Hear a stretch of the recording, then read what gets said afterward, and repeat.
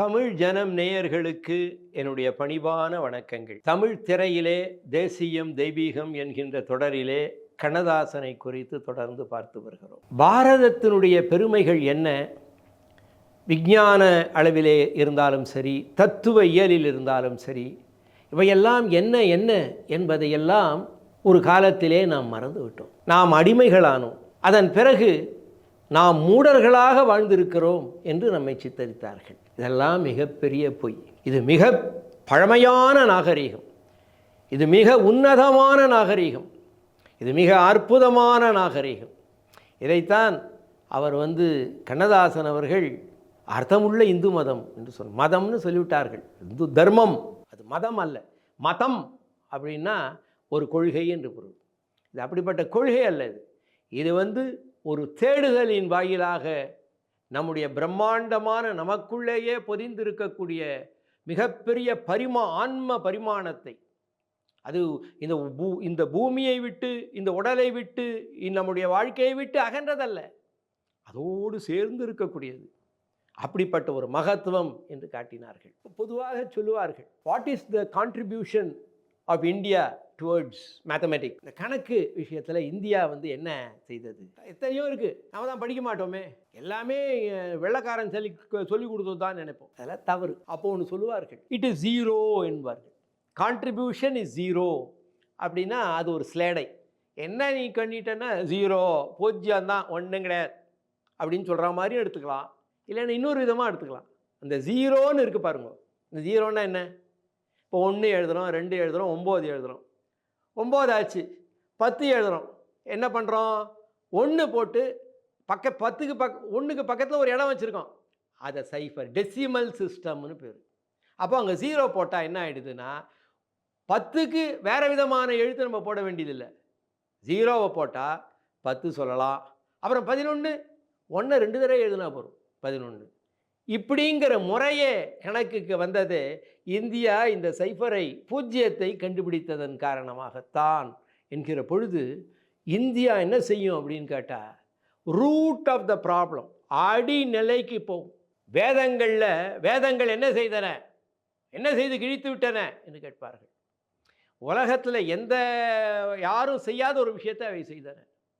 என்ன விஷயம் அப்படின்னு சொன்னால், அவன் சொன்னான், வேதத்தினுடைய கேள்வி என்னவாக இருந்தால், எந்த ஒரு விஷயத்தை அறிந்து விட்டால் வேறு எதையும் அறிய தேவையில்லையோ அப்படி ஒரு விஷயம் இருக்கான்னு தேடினார்கள். அப்படி தேடி அப்போ தேடினா எல்லாமே அதுதான் அப்படின்னு சொல்லலை. இது இல்லை, இது இல்லை, இது இல்லை என்று சொல்லி சொல்லி கடைசியில் வந்தார்கள் பிரம்மம் அப்படின்னு வந்தார்கள். பிரம்மம்னா ஒரு மகத்துவம் இருக்கிறது, அது எல்லாவற்றுக்குள்ளும் இருக்கிறது, ஆனால் அவற்றை கடந்தும் இருக்கிறது, அதை மனிதன் உணரலாம், அது மனிதனுக்குள்ளேயே இருக்கிறது என்று கண்டுபிடித்தார்கள். அதை அப்படியே அனுபவித்து நம்முடைய நாட்டில் இந்த சமூகத்தில் இருக்கிறவங்க, இவங்க இருக்கிறவங்க அப்படின்னு இல்லை, நாடு முழுக்க எத்தனையோ பேர் அதை கண்டு அப்படியே தெய்வ பித்தர்களாகவும் சித்தர்களாகவும் முத்தர்களாகவும் நம் நாட்டில் வந்தார்கள். அதுதான் இந்தியா அளித்த ஒரு பெரிய கொடை, அதாவது பூஜ்ஜியம்ன்றாங்க. அதை தான் கண்ணதாசன் சொன்னார். இந்த பூஜ்ஜியம் இருக்குல்ல, கடவுள் எங்கே இருக்கிறான் என்று கேட்டால் பூஜ்ஜியம் இருக்கிறது இல்லையா, அந்த பூஜ்ஜியத்துக்குள்ளான் அவன் இருக்கிறான் என்று சொன்னார். அப்படி என்ன பூஜ்ஜியம் அப்படின்னு கேட்டால், நமக்குள்ளே, நம்முடைய இதயத்துக்குள்ளே என்னெல்லாம் இருக்குது, என்னென்னமோ இருக்குது. அந்த ஆசை இருக்குது, எனக்கு அந்த பதவி வேண்டும், எனக்கு அந்த பரிசு வேண்டும், இந்த இடத்துல அந்த வீடை கட்டணும், நான் அங்கே ஐரோப்பாவுக்கு போகணும், அதை பண்ணணும், இதை பண்ணணும், இப்படி 1000 இருக்குது மனசில். இதெல்லாம் எங்கேருந்து வந்தது? கண்ணால் பார்க்கிறோம், ஆஹா அது அழகாக இருக்கிறதே. மனதால் நினைக்கிறோம், ஆஹா அது ஒரு பெரிய பெருமை, என்னுடைய தகுதிக்கு அந்த பெருமை தான் இருக்கணும். அதான் கிருஷ்ணர் என்ன சொல்கிறார், நீ உன் செயலை, உனக்கு இந்த செயலை செய்யறதுக்கான வாய்ப்பை உனக்கு கொடுத்துருக்குறேன், அதை நீ செய், அதனுடைய பலனை எதிர்பார்க்காத. அப்படின்னா எல்லாரும் பலனை எதிர்பார்த்து தானே சார் செய்வான். ஒரு பாட்டி ஒரு இதை விற்கிறா, கரிகா விற்கிறா. இந்த கரிகா விற்றா இது 50 ரூபாய்க்கு வாங்கினேன், இது 200 ரூபா கிடைக்கும், நெடுவில் சிலது கொட்ட வேண்டியிருக்கும், கோட்டிட்டு யாராவது வந்து காப்பான் என்ன கடை வச்சுருக்கேன்னு அவனுக்கு ஒரு அவங்ககிட்டையும் ஒரு 20 ரூபா 30 ரூபா கொடுக்க வேண்டியிருக்கும். அப்படி நமக்கு ஒரு ஒரு இப்படி பலனை கருதி தானே அவங்க செய்கிறாங்க. பலனை கருதாமல் ஏதாவது உலகத்தில் ஏதாவது செய்வானா? அவ்வளோ முட்டாளா கிருஷ்ணர் பலனை கருதாதன்னு சொல்கிறதுக்கு? என்னன்னா பலன் வரும், இந்த பலன் தான் வரும்னு நீ நினைக்காத. நீ ஒரு நல்ல விஷயம் செஞ்ச, ஒரு 2 லட்சம் ரூபாவை திடீர்னு ஒரு பொட்டியை விட பார்த்த, அது நமக்கு வேணான்னு சொல்லிட்டு கொடுத்துட்ட. அதில் 2 கோடி ரூபாய் கூட உனக்கு வரலாம். உனக்கு என்ன வரலாம்? நீ இப்படி இந்த காலத்தில் இப்படி ஒரு நேர்மையானவனா அப்படின்னு உனக்கு வரலாம். இல்லை ஒன்றுமே வராமல் போகலாம், இல்லைன்னா கொஞ்சம் வரலாம். இதையெல்லாம் நீ நிர்ணயித்து நீ அந்த காரியத்தை செய்யாதே. என்னுடைய வேலை என்ன? இது எனக்கு வேண்டாம். என்னுடைய வேலை என்ன? இதுதான் என்னுடைய வேலை. வேலையை செய், அதை சரியாக செய். உனக்கு நீ நினைச்ச பலனை விட 10 மடங்கு கூடுதலாக வரலாம். நீ நினைச்ச பலனுக்கு எதிர்மறையாகவும் வரலாம். எதுக்கும் கவலைப்படாத. உன்னுடைய பணியை சிறந்த முறையில் செய்து கொண்டே இரு என்று அவர் சொல்லுகிறார். இப்படியெல்லாம் சொன்னது தான் இந்த பூஜ்யம் அப்படிங்கிற விஷயம் இருக்கே. அந்த பூஜ்யம் எப்போ வருதுன்னா, நம்மளுடைய ஆசைகளை போட்டு நம்முடைய வாழ்க்கையை நெருக்காமல் பூஜ்யமாக இரு. கடவுளே, நீ எனக்கு வாய்ப்பு கொடுத்த, நான் இதை பண்ணிட்டேன். அதை அதுக்காக சொல்லவே கூடாது, நம்ம இருக்கிறதே தெரியக்கூடாதுன்னு. நான் இதை பண்ணிட்டேன்னு சொல்லலாம். இதை பண்ணியிருக்கேன் ஐயா, நீங்கள் சொன்ன மாதிரி பண்ணலாம், சொல்லலாம். ஆனால் அதில் பெருமை இல்லை.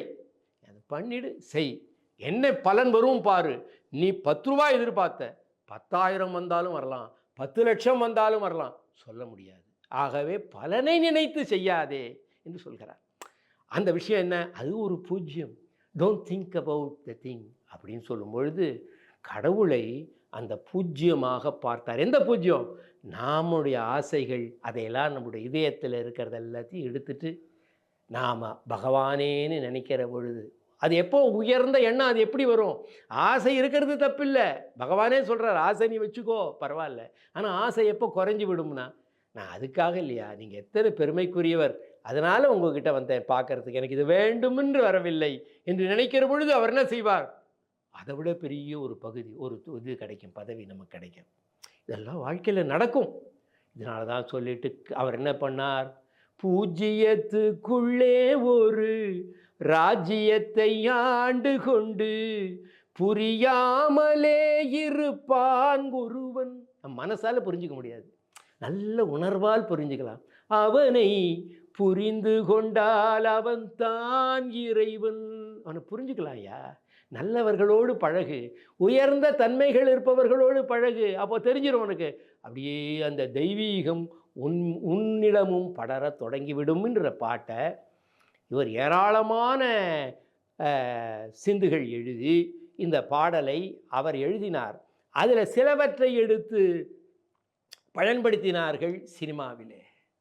அப்படி இல்லாமல் அதை அதன் பிறகு வேற உள்ள பொதிந்து உள்ள மற்ற பெருமைகள் எல்லாம் என்ன என்று பார்க்கிற பொழுது அவர் சாதாரணமாக நம்ம என்ன தெரிஞ்சுக்கிட்டு இருக்கோம்? சினிமாவில் கிராமபோன் ரெக்கார்டு வழியாக நமக்கு இருக்கிறது. தென்னை இளநீருக்குள்ளே தேங்கியுள்ள ஓட்டுக்குள்ளே தேங்காயை போலிருப்பான் ஒருவன், அவனை தொடர்ந்து சென்றால் அவன் தான் இறைவன். இதெல்லாம் நம்ம ஏற்கனவே பார்த்துருக்கோம். ஆனால் அவர் அற்புதமான கண்ணதாசன் என்ன நிரூபிக்கிறாருன்னா, அவருக்கு இந்த உலகியல் விஷயத்தில் எத்தனையோ அனுபவங்கள் இருந்திருக்கலாம், 3 பெண்டாட்டிகள் இருந்திருக்கலாம், எத்தனையோ குழந்தைகள் இருந்திருக்கலாம். ஆனால் உள்ளத்திலே ஒரு சித்தருடைய ஞானம் அவருக்குள்ளே உள்ளே அங்கே சென்று கொண்டிருக்கிறது, அப்படியே மூச்சு காற்றோடு போய் கொண்டிருக்கிறது. அதுக்கு எழுதுகிறார், வானவெளி பட்டணத்தில் வட்டமதி சக்கரத்தில் ஞானரதம் ஓட்டி வரும் ஒருவன். வானவெளி பட்டணத்தில் வட்டமதி சக்கரத்தில் ஞானரதம் ஓட்டி வரும் ஒருவன், அவனை நாடிவிட்டால் அவன் தான் இறைவன். இதில் பகவத்கீதையில் குருட்சேத்திர போரில் கண்ணன் தேர் ஓட்டிக்கிட்டு வரான். ஆனால் இவர் வானத்தை பார்க்கிறார் கண்ணதாசன். வானவெளி பட்டணத்தில் அங்கே எத்தனை ஆயிரம் விண்மீன்கள், எத்தனை விதம் விதமாக அங்கே குவிந்திருக்கின்றன. அதில் நிலா வருகிறது. வானவெளி பட்டணத்தில் வட்ட மதி, மதினா நிலவு, சக்கரத்தில், அதுவும் ரவுண்டாக இருக்குது சக்கரம் மாதிரி. அந்த இடத்துல பகவான் என்ன பண்ணுறான், அங்கே வந்து தெய்வீகத்தை காண்கிறார் கண்ணதாசன். இந்த வானத்தை பார்த்தும் தெய்வீகத்தை உணராதவர் இவர் கேட்டார், பாரதி கேட்டார், ஏண்டா என்னென்னமோ எனக்கு வந்து சொல்லி கொடுத்தாங்க இந்த வெள்ளைக்காரங்களுடைய கல்வி, ஆனால் கார் கோள் வானில் ஒரு மீன் நிலை தேறிலேன். இந்த வானத்தை பார்த்தால், இந்த கருப்பாக இருக்கிற வானத்தை பார்த்தா ஒரு நட்சத்திரம் என்ன நட்சத்திரம்னு சொல்ல முடியாத அளவுக்கு என்னையா கல்வி நான் கற்றேன், என்னடா கற்றுக் கொடுத்தீங்க எனக்கு என்று பாரதி கேட்டார் வெள்ளைக்காரனுடைய கல்வியை. அதனால் இப்படி பார்க்குறார் கண்ணதாசன், இந்த வானத்தை பார்க்கிறார். அப்போது அதில் இருக்கக்கூடிய பிரம்மாண்டமான ஒரு நிலை அவரை இப்படி எழுத சொல்லுகிறது. ஜெர்மனியில் இம்மானுவேல் கேண்ட் அப்படின்னு மிகப்பெரிய ஒரு தத்துவ மேதை இருந்தார். அவர் சொன்னார், 2 things never fail to awe me.